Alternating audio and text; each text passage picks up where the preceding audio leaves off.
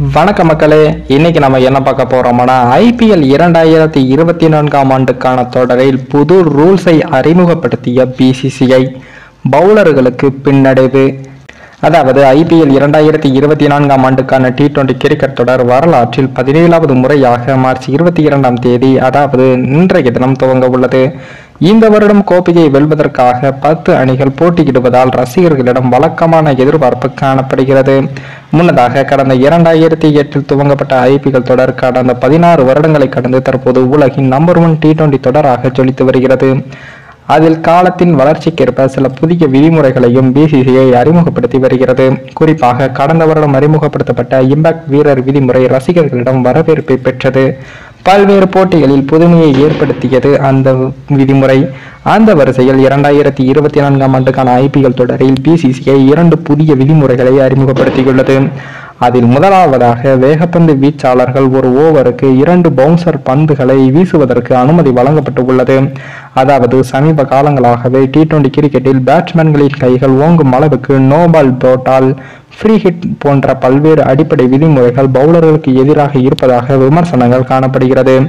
எனவே பேட்டிங் மற்றும் பவுலிங் ஆகிய இரண்டிற்கும் சமமான போட்டியை அறிமுகப்படுத்துவதற்காக இந்த புதிய விதிமுறையை பிசிசிஐ அறிமுகப்படுத்தியுள்ளது.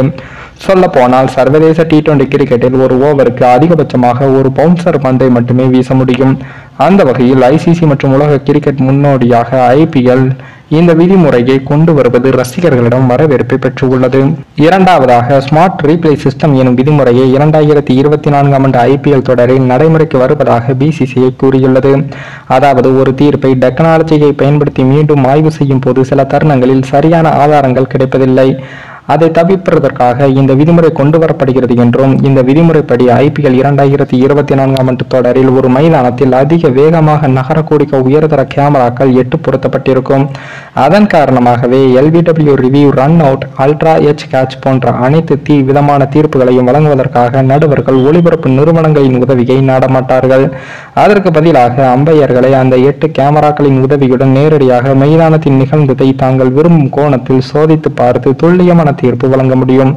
இந்த 2 விதிமுறைகளும் உலகின் மற்ற T20 தொடர்களில் இல்லை.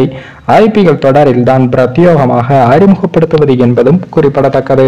மேலும் இந்த வீடியோ ஏதோ ஒரு விதத்தில் உங்களுக்கு பிடித்திருக்கும் என்று நினைக்கிறேன். நம்ம சேனலுக்கு புதிதாக வீடியோ பார்க்கிறீர்கள் என்றால் மறக்காமல் சப்ஸ்கிரைபர் செய்துவிட்டு பாருங்கள். இன்னொரு வீடியோவில் சந்திக்கும் வரை நான் உங்கள் தமிழ்.